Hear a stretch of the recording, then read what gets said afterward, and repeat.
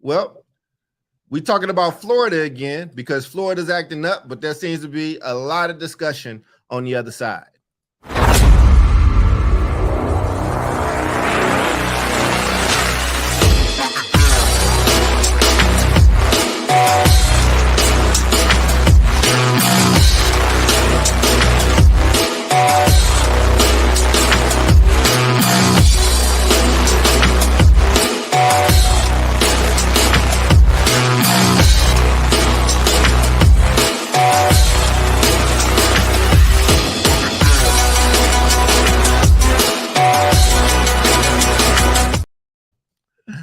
What's up, everybody? Welcome to another episode of the South Star Classroom. That's Omar, that's Jubilee. David will be joining us soon, but we are all honored and happy and lucky to have this man leading our efforts today. You know, we don't know where in Carmen San Diego he is, you know what I'm saying? But we are very, very interested for today's topic. And let me just go ahead and give it to the one, the only Omar Yanar.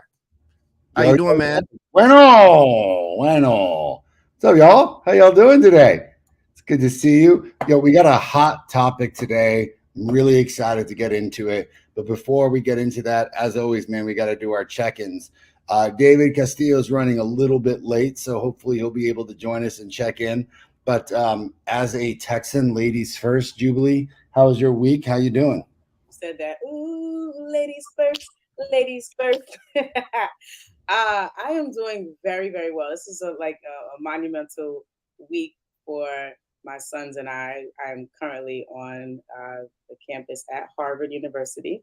My son is just finished day 2 of his business entrepreneurship program here. I'm taking it all in. I've got a lot of thoughts and a lot of opinions connected to the experience thus far, but definitely grateful. Doing a lot of walking. Cambridge is a walking city, apparently. So we've been walking, getting our steps in, and just having a great family time. Indeed. And pedestrians rule in Cambridge. You can literally just walk out into incoming traffic, and there it is. If you go across Harvard Yard to the Grafton Street Bar, if it's still there, that is where they shot Good Will Hunting. And have yourself a Scorpion Bowl over at the Com. Scorpion Bowl. What's in that? All of that is the whitest things that have ever been said on this show in the last. Does it have hot sauce on it? All of it. The Goodwill Hunting, the Scorpions Bowl, all of it. I'm sorry. Go ahead, brother. Very, very white place, man. Boston is a very white place, man. It is all those things. But that's exciting. We got the beer of knowledge. David, man, welcome, dude. Join us. We're barely at check-ins. How was your week? All right. Good. I not much to report. We're just kind of in summer mode. I got a nasty ear infection last week. Oh, no. Right after the show. You know, I had like that swimmer's ear and it turned into a full-blown like inner ear infection. So a couple doctor visits and it was bad. But I'm healthy. I'm back, and good to see you all. So Charles was right because Charles said you need to go get that checked out, I did. What? Man, I'm glad you're feeling okay, man. And the family and the kid is doing well, brother. That's what's up, man. Yeah. Thank you. And right on, man. Doc, how you feeling this week? What's going on, Doc? I'm weird, bro. Like I have a milestone birthday coming. I'm here for 2 more days and then I'm away. I'm gone. I'm like leaving. Whether I come back or not, it's TBD. But nah, man, I had like, you know, because I do these shows and stuff, I've like kind of been trapped in social media world and stuff. So I finally was like, nah, I got rid of my Facebook is hibernated, but it's gonna eventually be gone. This is still showing on my business page on Facebook. Actually, I think it might not be. So but through YouTube, David has a Facebook, so that can work still, you know, and I think y'all got it, but I kept YouTube and I still got Twitter for now. Everything will eventually be on YouTube, but IG is gone. I know Jubilee saw and was like, wait, what's going on? Where you out of here? But I've gotten a lot of friendly pushback, but social media just makes me sad. I think it annoys me and it bothers me. It has not been serving me the good has not been outweighing the bad. And then just like I said, I got like a milestone birthday, so I think I'm thinking about a lot of different things. Like I told you, and David, and Omar, before you got on, David, like I think I might change my number when I get back. Like I've had the same number since like college.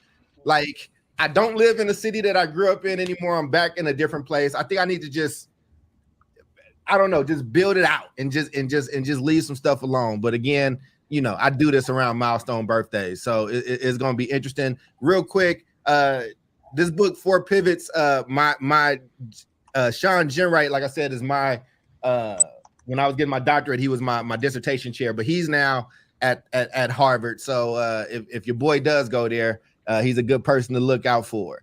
So that is my update, Omar. Longer than probably you anticipated or wanted, but it's an honest one. No, man, that's a good ass update, man. You need a vacation, Doc. I need a vacation, and it's funny because I don't like really being like, I'm upfront professionally, but in my personal life, I don't like people just having access to me and all that stuff. So I struggle because I want to build great content. So I'm like, look, I will leave the thousands and thousands of followers that I have between Instagram and Twitter and Facebook. And I'm starting basically brand new over at YouTube. We got about 350 over there. So please go and, subscribe and like over there so you don't miss out on any of these shows. And yeah, man, but it'll be David's Facebook that'll be carrying us moving forward for a minute. Oh yeah. Very cool. I have an addendum to my check-in. Can we do addendums? You can do anything you want. It's our show, man. All right, cool. It's hard. Taking the family tonight to see the San Diego Symphony. They are performing the musical background for an album called Black Sunday. Also present on stage, Cypress Hill. So Cypress Hill is playing in San Diego with the San Diego Symphony at a beautiful outdoor venue downtown. And we're going to go drink some wine, listen to Cypress Hill and some symphony music. That's badass, dude.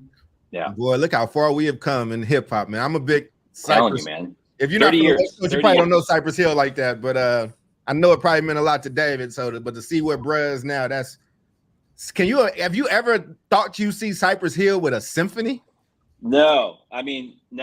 Without a cloud of smoke, there might still be a cloud of smoke there. Oh, there will for sure. I met them in like 93 or 94, 95 when they were doing their first tour before their first album came out. They came to San Diego and we went and saw them, and we actually hosted an after party for them. So you can imagine how that was. Wow. Oh yeah. Fun and no details. There you go. That's how I imagined it being. Quick ass details, man. How you doing, Omar? I'm doing well. I am in Kansas City, Missouri right now. So I am in the Midwest. We're at the Big Picture Learning Conference. Badass organization, an incredible mission statement to these folks. They're doing God's work out here. And what they're doing is so aligned with what we're doing with the El Paso Leadership Academy in terms of redesigning education, our thoughts about how we're creating more student-centered, inclusive environments for kids is so in line with what we're trying to do. So, I feel like I've been to a lot of educational conferences before. I've walked out of them extraordinarily upset, and I'm not the kind of guy that gets easily upset. In fact, it takes a lot for me to get upset because I have an infinite amount of patience. And this is the exact opposite of that. It's just an empowering group of people who are doing incredibly good work. So for our listeners, if you're not familiar with Big Picture Learning, take a look. It's outstanding. A lot of good books have come out of the founders of this organization. They created the Met schools out in Rhode Island that have had incredible results for kids, mostly low-income minority kids. And you're talking about success rates of 85% going to college, and the overwhelming majority of those graduating, and that's just one of many metrics. So it's an exciting week and a lot of great learning. So I had to step out from a really cool workshop on school designs, things like master schedules that we can redesign to make them more student-centered, teacher assignments, really cool stuff, all these great pivots. So I could host this show, and we have a show. We got a hell of a show for you all today. As the doc alluded earlier, we have Florida doing some very, very interesting things with their history curriculum. So I'm going to dive right in and just create some context and share with our listeners, if you haven't heard, what is going on in Florida right now. Their Board of Education has basically finished doing what they have called a comprehensive African American curriculum for all of their kids. This is how they are basically discussing what they have finished creating. And they have said that ultimately one of the facets of slavery was that slaves were able to be enslaved, were able to walk away with a very prescriptive set of highly developed skills and trades of which they benefited. So what they've essentially said is that these folks who were taken from a continent against their will, put into enslavement against their will, actually benefited from the experience because they learned all these highly skilled trades that they wound up benefiting from in the short term and then radically benefiting from in the long term. So now this has caused a massive flare up and the internet's crazy. Kamala Harris got on a plane. She took Air Force 2 and jumped down to Florida to address her, I think it was either her sorority or a sorority, one of the African-American sororities. Delta And Sigma Theta. yes, thank you. Can you say that one more time? Delta Sigma Theta. Indeed. And basically called the whole thing an insult and gaslighting, and they're not going to stand for that. To which the governor and the Florida State Board for Education have said, well, it's very sad that Kamala Harris has dwindled down our comments into this one little blurb. We are going to continue to fight for a comprehensive African-American education for our kids, and we should give them all the information, and then they should make a determination. So that is what is happening in context historically. And I think I just want to first get some quick takes before we start getting into, the questions that we have for this session, and ultimately maybe even picking apart some of these comments. But I just kind of want to get some quick takes from the group about, did you hear about this? If this is the first time you heard about this, what are your reactions? If this has been something that you've kind of known about, not only what are your reactions, but how do you feel emotionally about what you just heard? So I want to pitch this over to Jubilee. She's laughing first if you want to get started. And then I'm melting. That's how I'm feeling. It's ridiculous. Is that what we're doing? I'm melting. Like, what do you want, Florida? Like, do you want to just erase the history? Just erase it. You want us to give you like a giant eraser and you just erase it? Because that's what this is about. I'm actually, I'm calmly appalled, yet not surprised. I'm ready to talk about it, but I'm stirring up my thoughts right now, so I need a little bit more time. But I'm definitely appalled. I just want to know why it's an issue to just tell the truth.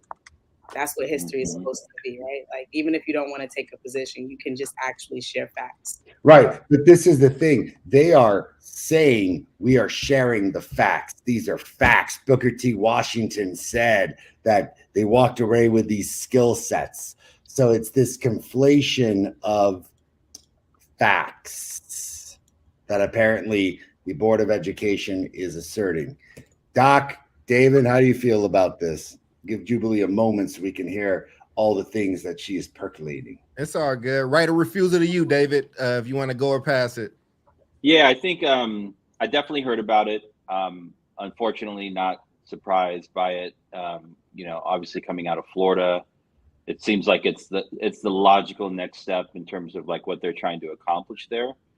Which is what? And then, which is like rewrite history and just go like full bore, like anti, woke and full bore. Like we don't want to hurt white people's feelings, for anything that may have happened in the past. And so, we're going to rewrite it to make it seem like it wasn't actually that bad. And I think the other piece for me is just thinking about the power of curriculum universally, right? It's interesting. Like they're changing the standards. Most people don't know what standards are. More people know what standards are now. Every state, I believe, has standards. We have the national standards. And then what does that actually look like on the ground? How do you know that the standards are actually being taught in the right way, right? And it can be used to spread truth and objectivity, to spark, curiosity and critical thinking. It can also be weaponized in this case to, like I said earlier, rewrite history. So, those are my quick thoughts. Right on. Doc? Quick thoughts. Not the most intelligent thoughts, but I'll give you quick raw thoughts. One, I'm sick of Florida. I'm tired of like these conversations with Florida. It's like, and I mean, let me say, I don't love Florida. I mean, I can appreciate Florida. I like South Beach. It's very different, but I mean, I do want to condo in South Beach one day. But I'm just sick of like, we talk about them. I mean, they are courting attention and they are utilizing power structures and they are hitting back. They're hitting in a lot of different ways. And, DeSantis, even though I don't think he will end up being the candidate, is doing everything in his power to put himself on the map and has empowered a lot of this stuff to kind of happen. And I just think that he's feeding into some flames that have been underneath, where there's been a sect of white people that have felt that there's been a lot of racism towards them, that they did not have certain advantages that people probably plop on them. And he is finding a way to mobilize that base. When you take in the conversation that we had last week around Moms for Liberty, like this is not, none of this stuff is by accident. Like this is actually organizing and executing in a way that is pretty harmful to Black people and to this country, frankly. And if you don't stop it here, they coming for all of it. That's my first initial thought. I think secondly, on the history piece, I think you should look at the actual curriculum. I think you should take a look at it, take a deep dive in it. When you don't know who you are, it makes for room for things like this to happen. And so I think that even before this stuff was happening, we had a role as Black people to do the best we could to learn more about our history that was kind of taken from us and robbed from us. Like, again, I don't know. I know one great grandparent's name. I don't know the other three great grandparents. I'm not even talking about like great or 5 or 6 generations. I'm talking about like, people that like from the great state. So, I think learning ourselves is very, very difficult, but it's a must for our survival. It is something that has to kind of happen. And I think 3, there's a lot of people that bloviate on social media, right? There's a lot of grandstanding in a lot of different ways. But I think that life has to still be lived. And it's like, how are we preparing ourselves to kind of be able to do that? Like if you are in a Florida or a southern place, how are you having these conversations? If you're in New York or California, which is super liberal places for the most part, how are these conversations happening? So my my initial thoughts, without trying to sound, make it sound sweet or whatever the case is, Omar, it's kind of all over the place. It's a little bit of exhaustion in there. It's a little bit of anger. It's a little bit of annoyance.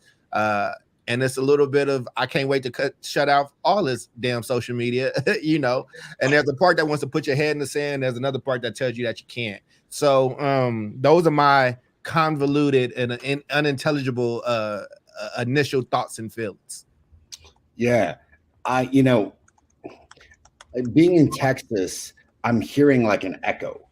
And there's this echo of years ago, the State Board of Education in Texas has basically wanted to start ingraining into the curriculum that we were going to change even like the wording. So we're not going to call it slavery. We're not going to call them enslaved. I think they wanted to change it to like involuntary servitude or like, service without consent. I mean, like something ludicrous, right? And I'm beginning to get a little bit of, you know, we can always say that there's a political intent, and I will speculate later and discuss about this because I think that there's a political intent here. But how much of this is coming from, you know, the governor and state board of education who are like trying to create attention and political tumult? But I got to ask you all, this also comes from constituencies. This is coming from people in Florida, in Texas, that are just basically saying, we agree with this. And is this the aftermath of pushback that white society is doing as a result of things like the Black Lives Matter movement and as a result of like what they, you know, so-called wokeness? And I kind of want to ask you all, how much of this do you think is political grandstanding by these people? And how much of this do you think is really demonstrating a reverberating thought that's going on in America from a constituency that is basically saying, like, you guys push, this is how we're pushing back? Do you think that there's any resonance there with what I just said? So, yes, I think I'm pulling from this article that I was reading in conjunction with this topic that talked about the Stop Woke Act, right? And it being an act that bans educators from making students feel guilt or shame in relation to historical events, right? Such as slavery. And so I feel like, you know, I'm a root person. Like, the root of it is, you know, white people don't want to be held accountable for what happened, you know, with slavery, and the fact that we as Black people are still experiencing the impact of that historical event. And I think it's just that simple, right? So I think back to like when I was in high school.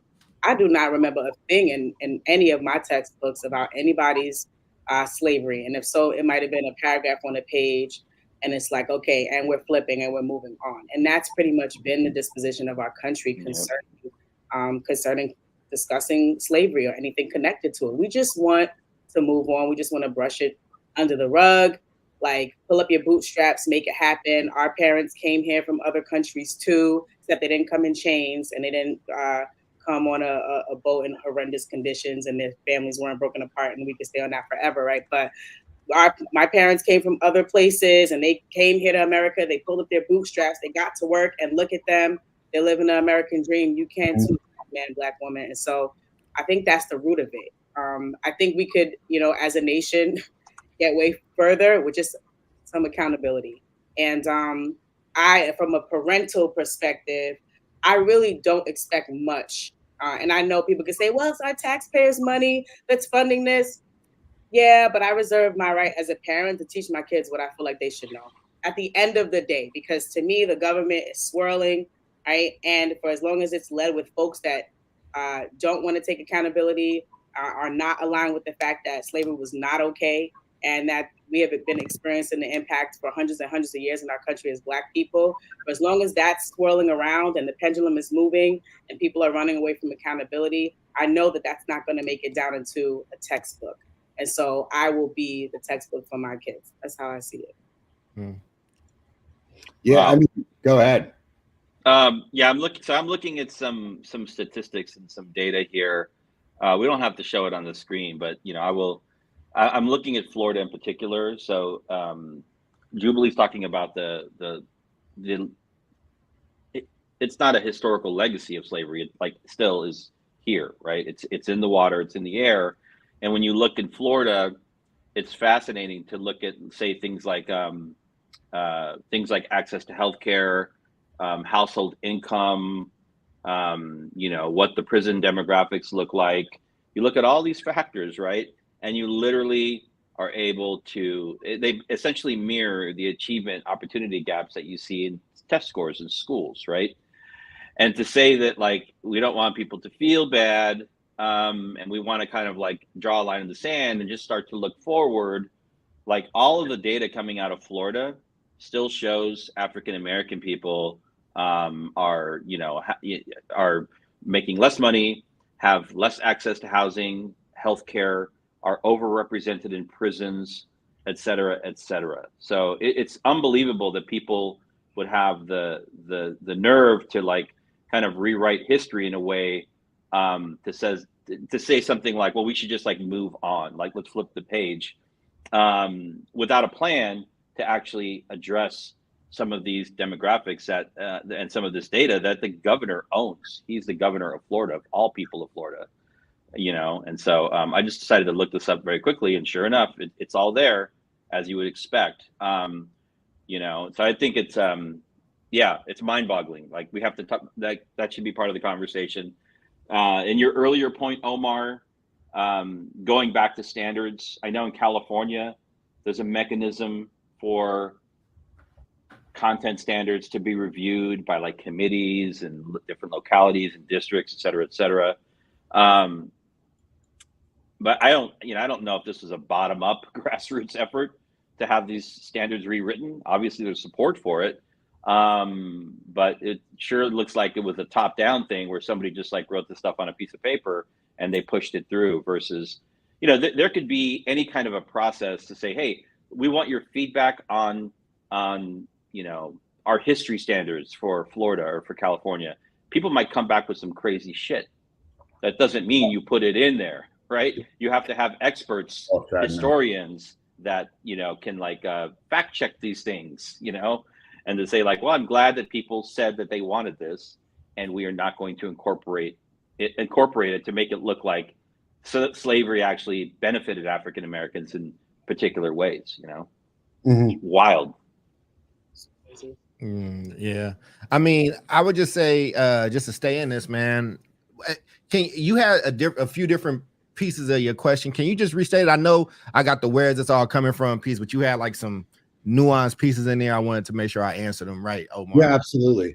I think the last question that I asked was, is this some kind of, and I've got opinions on both, right? But is this some kind of movement by the governor and the Department of Education to kind of call attention to themselves because they're running for president, and this becomes like, hey, look at this, instead of all the bad shit that David just pointed out, where I'm like, people in Florida can't get an equal break on shit because it's being run so. I got you. Or is it the constituency and all that stuff? Yeah, exactly. Or is this coming from the people? Well, it's a chain reaction. I think it's all of it. I think, like I said this earlier, it's a perfect storm. I don't want to repeat that. You know, I want you to be like, why are you just repeating your answer? But I think that's what it is. I think it is, listen, there are still depressed people like in those places, right? Like how much they make, you know, who got these freedoms, who don't, and all this stuff. And I mean, one of the things that I've always known since I was in high school and then in college, and especially critical theory type classes, is that it's easier to keep a people oppressed as long as I got somebody that I'm still a little bit better than. So if it's like, if I like it ain't, if I'm poor and I'm kind of struggling and making it happen, it's like it take the burden off a little bit more if I'm doing better than these black people or whatever the case is. I think politics is always about opportunity. It's always opportunistic. So where can I meet my base? How can I do this? And we saw this at the proliferation of, we can go beyond before, you know, Black Lives Matter, like with the Tea Party. The Tea Party was like, you know, this is where history comes into play, right? It's like there was a capitulation there that kind of said, hey, this is what we want our politicians to be doing. This is what we want you on, and we'll vote you out. And we've seen how successful these campaigns have been. These white folks, these racist white folks, and I mean, and this is the thing, I don't even want to just meander the conversation by just saying that, right? But their elections were won and lost based off of like school choice in that last big election, right? By saying like, yo,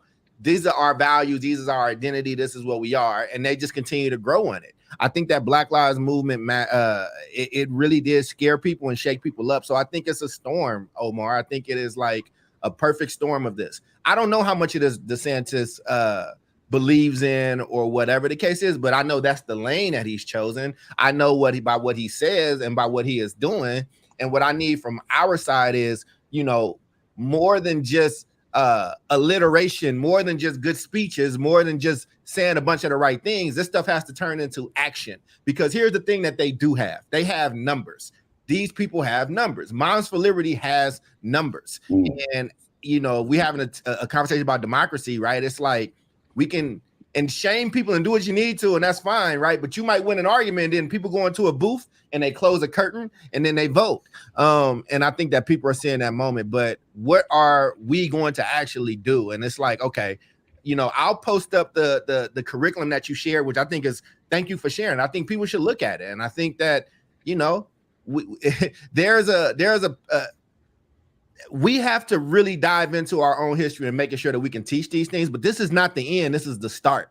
And it's like, what is that reaction going to be? And I do think that a lot of us are comfortable in a lot of different ways where it's enough for us to just talk about this stuff without actually doing something. And so, man, I'm just droning on. But in my next answer, I'll go through these 2 movies that I watched over the weekend, and I think capture this moment really well.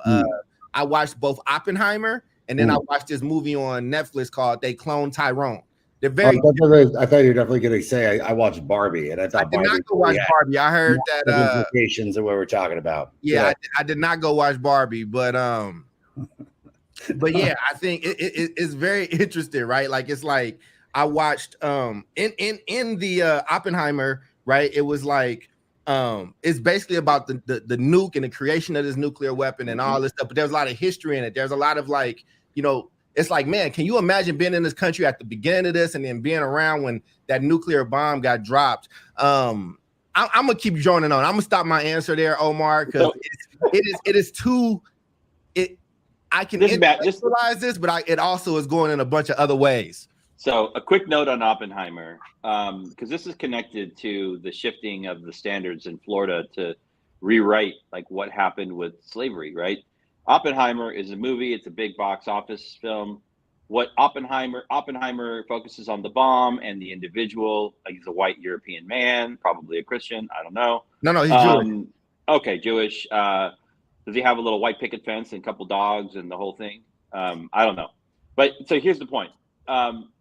What it doesn't talk about is the fact that the land where White Sands, Alamogordo was native and like Mexican Pueblo it talks village about land. It talks about it. And they had to move people out, right? And then when they start to do this testing, who were the first people to get sick from radiation, right? Mm-hmm.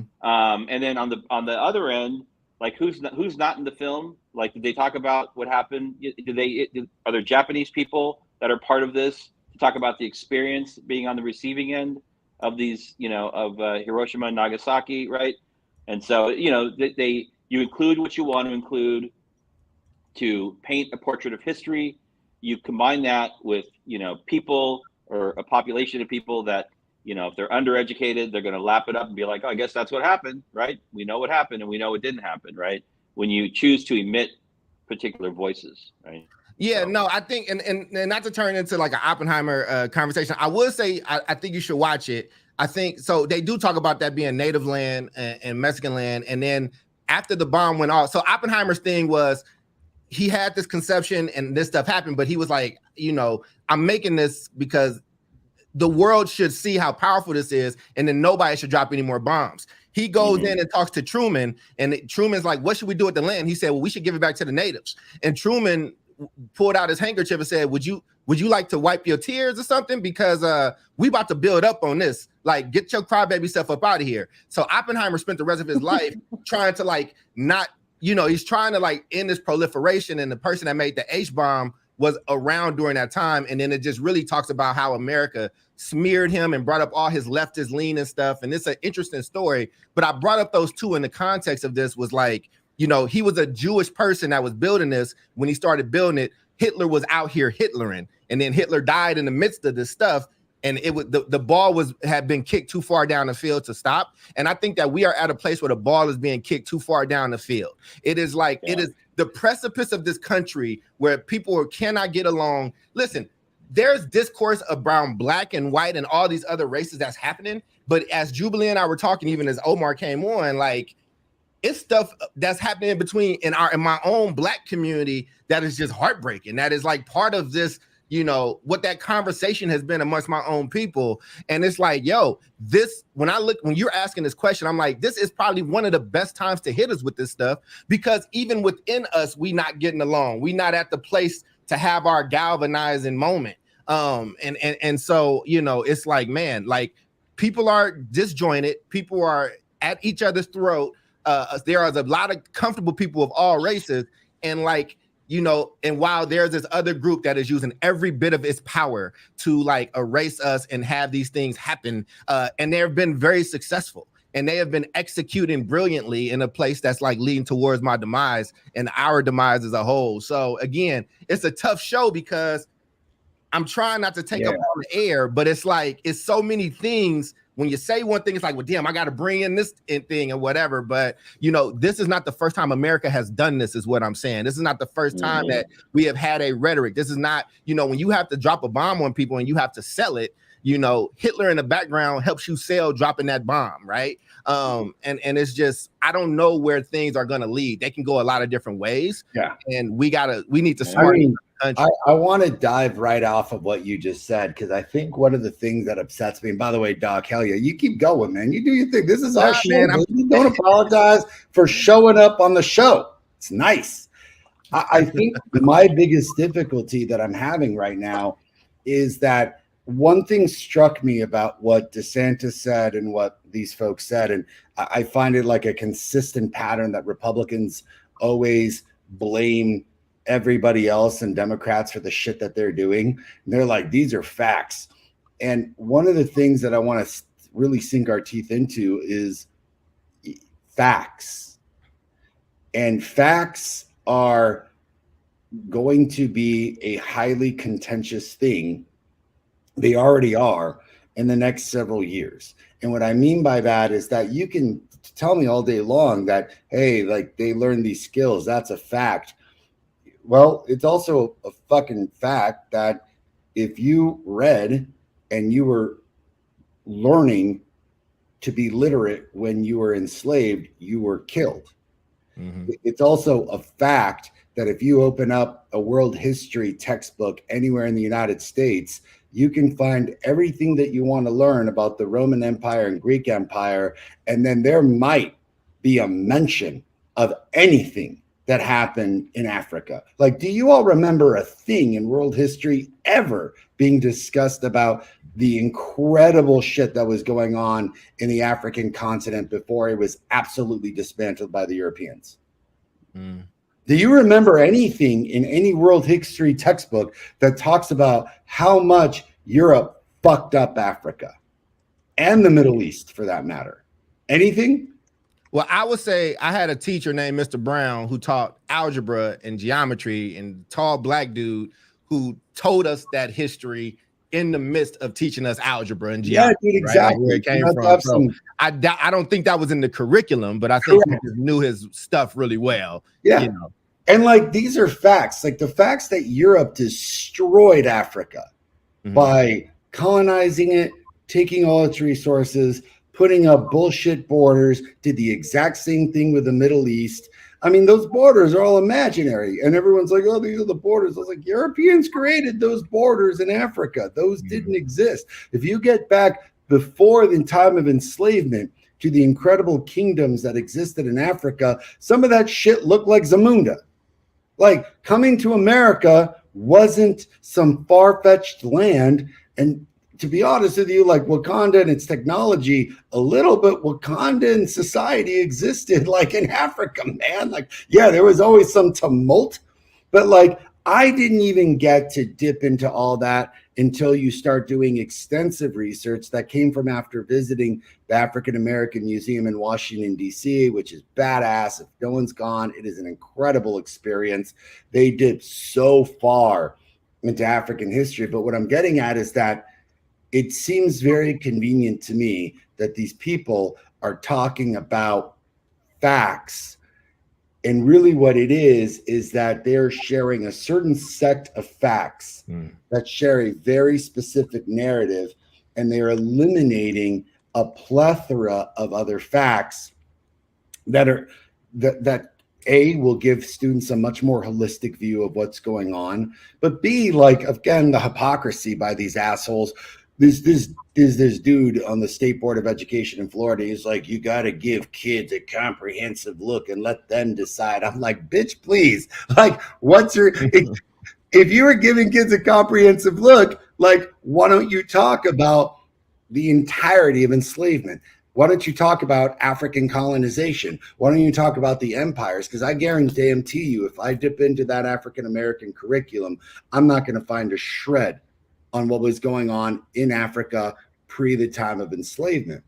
And I think what is really upsetting me is that if you are choosing which facts become facts, and that's the power that these state boards have and the power that they get to talk with kids, what are, and it's a question of mine, what are the implications? Like, what happens to kids? What happens to adults? Like, what are the implications, short term and long term, of just deciding which facts get to go in and which facts stay out?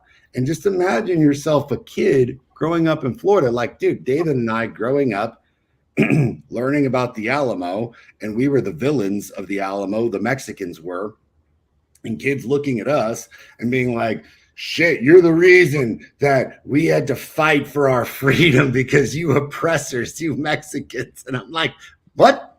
Dude, the Alamo was ours. That was our land. We were fighting a group of traitors and tyrants who were in Mexico trying to take our shit. And now all of a sudden we're the villains. So I kind of want to pitch it to you all. What are the implications of just deciding which facts are facts? So there's a quote, Manny Diaz Jr., Florida's education commissioner, says, and I quote, "To uphold our exceptional standards, we must ensure our students and teachers have the highest quality materials available. Materials that focus on historical facts and are free from inaccuracies or ideological rhetoric."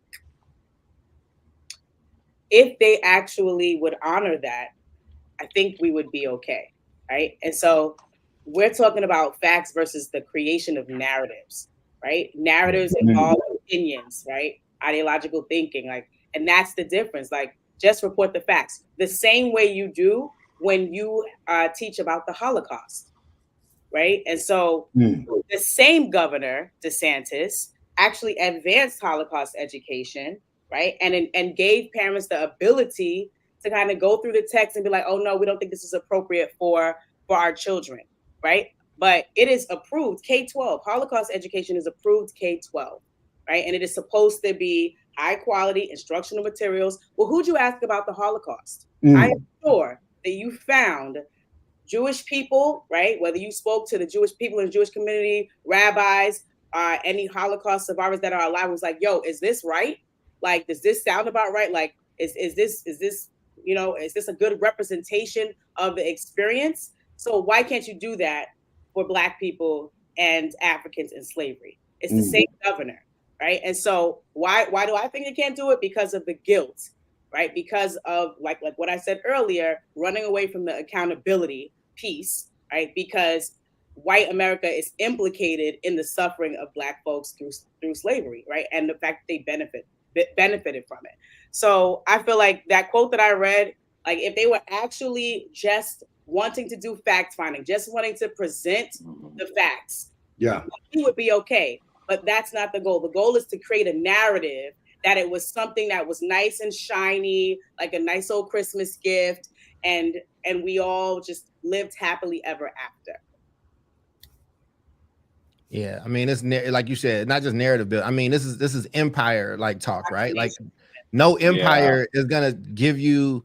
Go to North Korea and see if you're gonna read in their history books anything negative about North Korea. They're the hero in their story.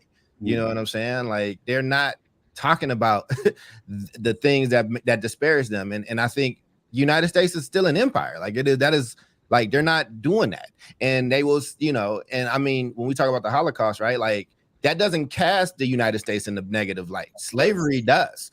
Slavery, you know, they're worried that it casts this place in a difficult place. So if I'm the emperor, why am I going to give you stuff to fuel your hate against me? You know, I mean, this is not I don't like these big, lofty, best answer type, you know, responses, but I think this is why Black folks need their own schools. I really do. I think this is why, you know, I believe in parent choice. This is, but not just parent choice for the sake of it. I'm talking about, like, We need schools that have our people that know our history, people that have done this type of research to like, yo, this is what actually was happening. That's actually somewhat, neutral. And I mean, Malcolm X told you, man, like only a fool lest the enemy, educate their children. So, I mean, what are we talking about? And if you're talking about a capitulation, like there's a deeper conversation to be had about how immigration has come into the country at certain points. And it's like, look, you want to be American? Here's the plan. Here's the deal. You got to switch this for this. You down? Bank of Italy, that got to be Bank of America, but we'll give you Christopher Columbus. And somewhere along the way, there's one group around that group that is not, that were not voluntary immigrants. They were here. So there was never a negotiation about what that is and what that needs to look like. So I think it's pretty interesting. And if we're going to have a real conversation, then we should have the conversation. Yeah. I want to add to that because Charles, episodes ago, I feel like you might have written an article about it. Don't know, but you talked about sort of the buzz that comes around, like Black people like working to galvanize, whether it's like a Black Lives Matter movement, whether it's when George Floyd was murdered, right? And it's like here we go, right? We're there, the steam is going, the fire's out there, we're not playing, like we finna get these laws changed, like you going to jail, you going to jail, you going to jail, right? And then it fizzles out. I feel like you wrote an article or a blog about this, right? And I think part of this is, the fact that stuff like this continues to pop up is like, it's a timing thing. And I think that's also a strategy because maybe as a people, we could potentially be distracted, right? And I think that those that are in power sort of know. I don't think this would have been a conversation back in 2020. We were counting how long George Floyd was on the floor dying, right? Because I don't think something like this would have ever worked. Because I think at that time, Black people wasn't dealing with nothing. It's like, no, you're not going to lie about our history in this country. But now we're talking about other things. We're splitting here, we're splitting there. And it's like, all right, we're going to slide this in. So I think in terms of, solutions, I think I agree with you, Charles. Like, I feel like we need to be at a place where we're having conversations about, blood being spilled on the street, but also what is being passed down to our children and playing the long game, understanding that there's other, like, this is a real freaking issue, right? 10 years down the line, we need to know what our children are taking away from the history that they're being taught in schools, right? Yes, fight for the blood that's being shed on the ground, but also fight for what's being placed in front of your child every day in school. Use that, keep that same energy, as they say, and fight for that too. Mm-hmm. Well, I think that's like what I'm getting into. Like, what are the implications here, right? And just to kind of reiterate, for a kid like me to hear this narrative about the Alamo and how we were, essentially the villain, it is in my opinion, a very purpose-driven way of being like, Mexican, know your place. And I'll tell you something that I was just a part of. So I'm out here in Kansas City, Missouri. On Monday, it was badass. We got bussed out to Topeka, Kansas, and we got to see the elementary school that was one of 4 schools that was in the Brown versus Board civil rights case. So Thurgood Marshall, of course, you all know, leading that case. And this was the elementary school where a group of 13 parents were essentially being like, this whole separate thing is definitely not equal. And as they were going through one of the presentations, what I found to be particularly fascinating was that you have a group of people who have been fighting for equity since the moment that they got here, since the moment that they were enslaved. And there was shitloads of revolts that don't ever get reported, facts. Then you have an inordinately large cadre of Black Americans enlisting themselves in World War I and literally dying for this country, for patriotism, for a country that has treated them so poorly, yet they are standing together as a group to say there's got to be a better tomorrow for us. And these Black soldiers, badass, come back empowered, confident, distinguished, all the incredible things that we hope for every single one of our kids. And what happens to these Black soldiers that come back all empowered? White America's like, you can't come back empowered and shit. And they start lynching them in mass. in mass. And now we find out that, like, the whole thing that happened in Tulsa was a dramatic result of those post-war efforts where the government was involved in bombing the shit out of an entire community. Then history repeats itself. World War II happens. 500,000 Black Americans enlist in the army. They come back empowered.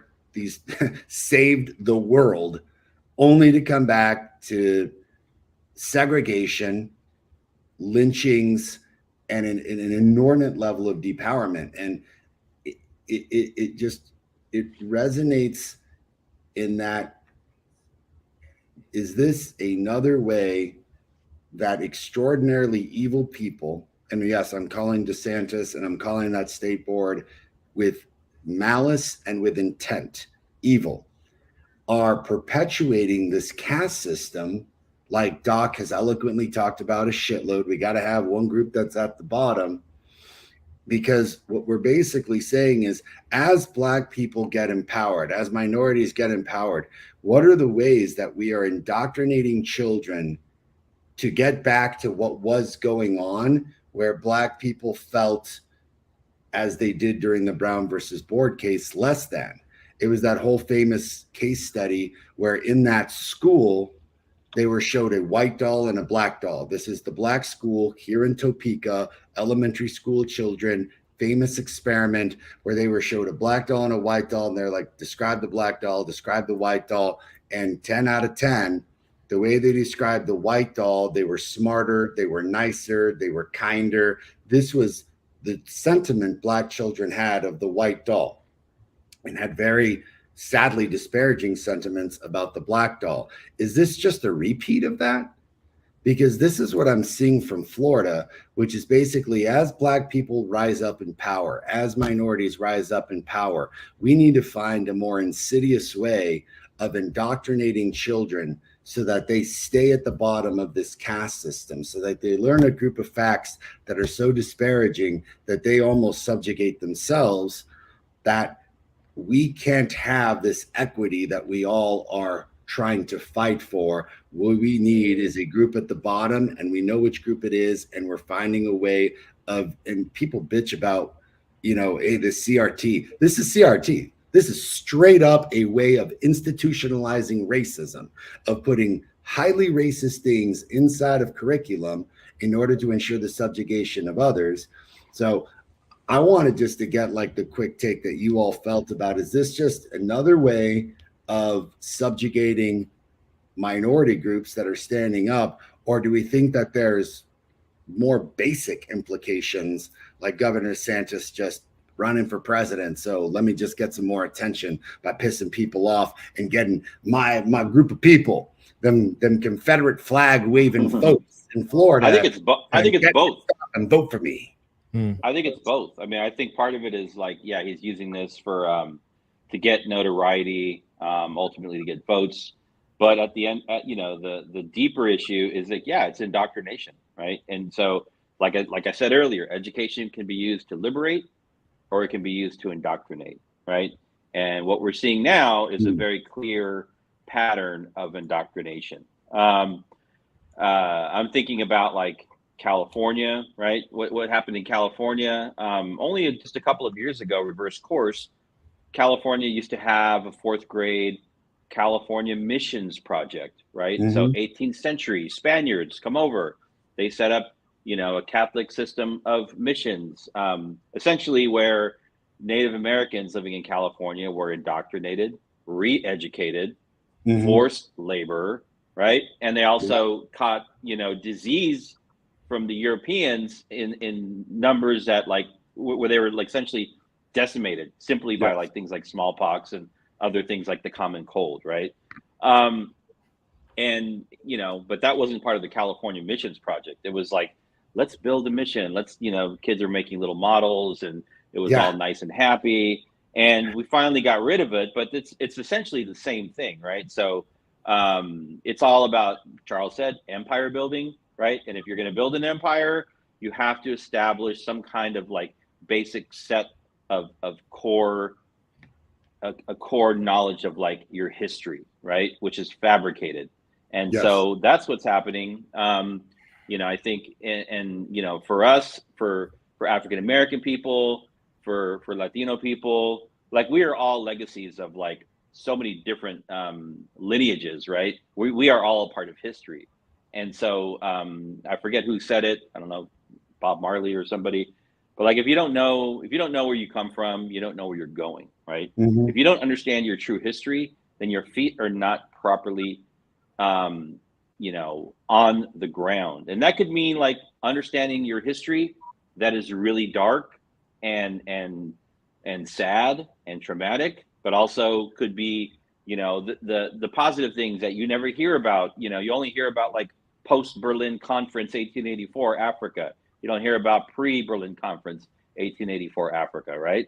In Yes. schools. So, it just feels like, I feel like this is an attempt to indoctrinate. I also feel like, as a parent of a young Latino Chicano, my son, like, yeah, I'm like, what did you learn in school today?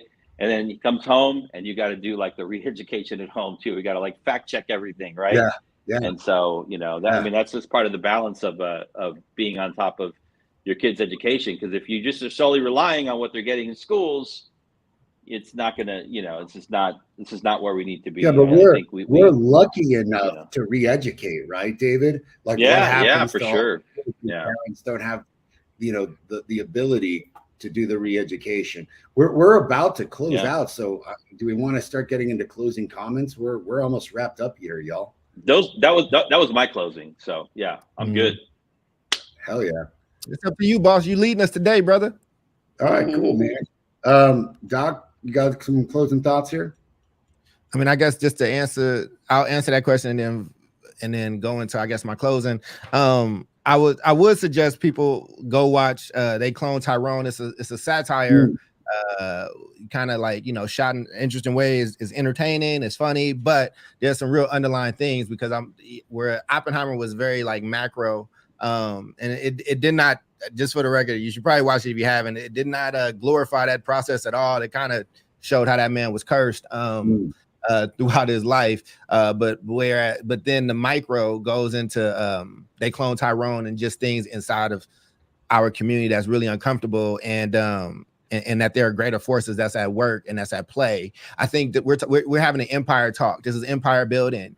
This stuff, Florida is not in a vacuum. It's not by itself. You got to take into account the Supreme Court rulings where voluntary immigrants, again, right, filed major motions that said these few black people that get into Harvard are what's keeping our Asian kids out of this school. And then you see white supremacists join up with those people and make sure that the funds and things are there to effectively get rid of affirmative action, even though we all know, like, the facts say legacy kids get in far more, or richer kids get in far more than anybody else into the, per capita into this type of university. It is a multi-pronged thing. Jubilee said this, and we've talked about it before. Some folks have the luxury of playing the long game. Empires don't plan for the next year. They don't plan for the next 5 years. They plan for the next 200 years. And I think when you are in survival mode, or you are a people that has constantly been in survival mode, and you're just trying to make it to tomorrow, is very difficult. I'm not saying it's impossible, because a lot of people in our community has done it and laid those flags, for 100 years later down the line. But it's hard to have concerted efforts that will play out over time. It's hard to, think about things that I won't be here to see and to witness, right? And then I think there's a lot of mental warfare that's happening. I think that, like, again, this ain't even the easiest thing for me to focus on, because there's other things happening. We got our own demons on our back, and we got your demons. And it's just, and it's a lot of stuff, and it makes you kind of crazy. It makes you kind of loony. And I think that, like, it is, it will drive you crazy. Like, this is me leaving social media, me making these changes is not devoid, is not divorced from this topic that we're talking about, even though that's not directly the issue. You get what I'm saying? There's a storm that's happening around us where this country is reclaiming this empire status, and they want it, and they're not going to stop. And unless we are organized, unless there's a direct strategy that actually has power next to it, that actually has like a play next to it, this stuff is going to keep happening.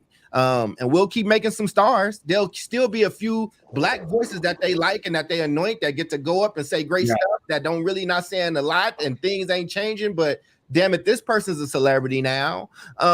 You know, this is the reason that like I think people's mental health is like in a real crazy kind of shout out place, right? So, you know, my final thought, I'll just say, man, I think it's an interesting topic. I think it is a topic that is definitely taking its toll in a lot of different ways. But gotta keep. I don't know what my 100-year plan is or my 200-year plan is. The best idea I got right now, though, is to start learning your history, passing down that history, building in that resilience, and remembering the empire doesn't care about you as an individual, black, white, or otherwise. I tried to make that point with the Oppenheimer thing, how they sold out one of their greatest minds.